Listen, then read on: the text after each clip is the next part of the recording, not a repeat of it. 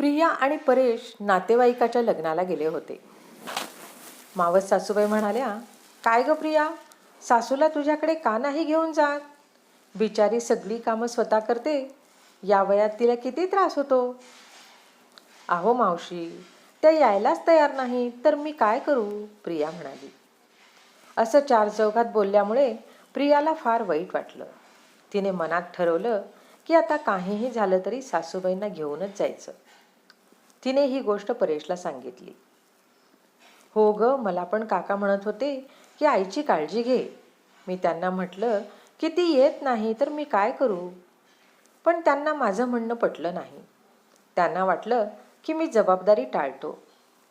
मलाही वाटतं की आईने आपल्यासोबत राहावं, पण तुला माहिती आहे ना आई किती हट्टी आहे, परेश म्हणाला.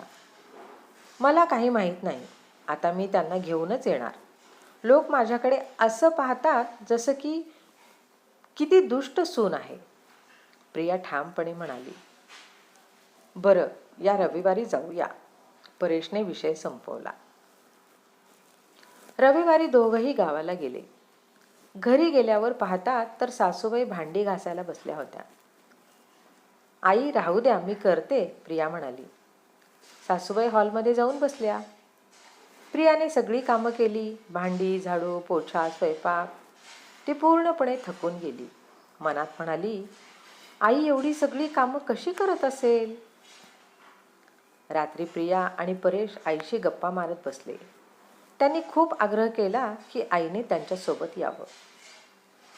नाही, मी नाही येणार, मला तिथे करमत नाही, सासूबाईंनी ठामपणे सांगितलं.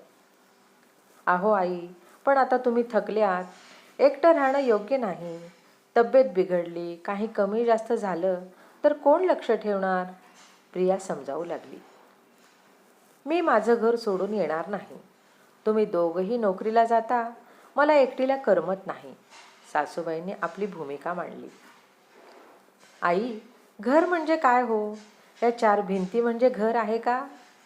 जिथे तुमचा मुलगा, सून आणि नातू आहे ते घर नाही का, प्रियाने समजूत घालण्याचा प्रयत्न केला.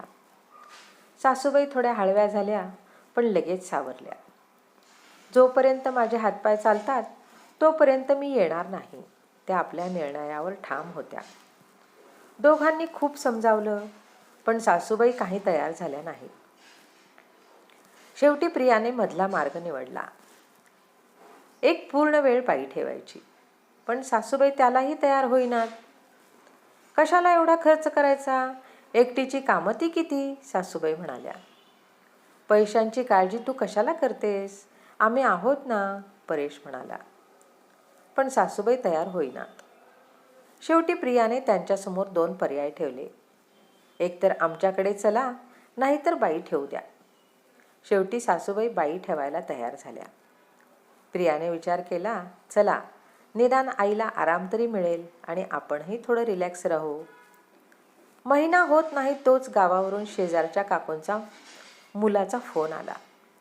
सासूबाई पडल्या आणि त्यांचं हाड फ्रॅक्चर झालं. पण कशा? फरशी पुसताना पाय घसरला. बाई होती ना, मग फरशी पुसायला गेल्याच कशा? अगं तुम्ही गेलात आणि 15 दिवसातच बाई बंद केली. त्यांना एवढे पैसे द्यायला आवडत नव्हतं आणि तिचं कामही आवडत नव्हतं. त्यामुळे त्या बाईवर खूप चिडचिड करायच्या. त्यातच ती काम सोडून गेली. प्रियाने कपाळावर हात मारला. काय करावं यांचं. दुसऱ्या दिवशी दोघंही गावाला गेले. परेश आणि प्रियाने त्यांना शहरात आणलं आणि हॉस्पिटलमध्ये दाखल केलं. प्रियाने ऑफिसला रजा टाकली. दोघेही सासूबाईंची सेवा करू लागले. डॉक्टरांनी सांगितलं की किमान 3 महिने त्यांना ऑन बेड राहावं लागेल. प्रिया सगळं करत होती, ऑफिस, घर, मुलं आणि सासूबाईंचा आजारपण. तिला भयंकर त्रास होऊ लागला आणि आता सासूबाई चुपचाप तिच्याकडे राहत होत्या. प्रिया विचार करत होती, आधीच आल्या असत्या तर कदाचित पडल्या नसत्या आणि ही वेळ आलीच नसती.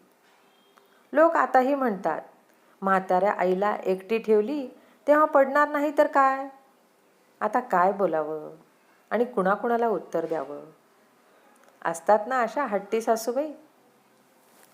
रसिक श्रोते हो, कथा आवडली असेल तर कमेंट करून जरूर कळवा आणि लाईक शेअर सबस्क्राईब करायला विसरू नका. जय श्रीराम.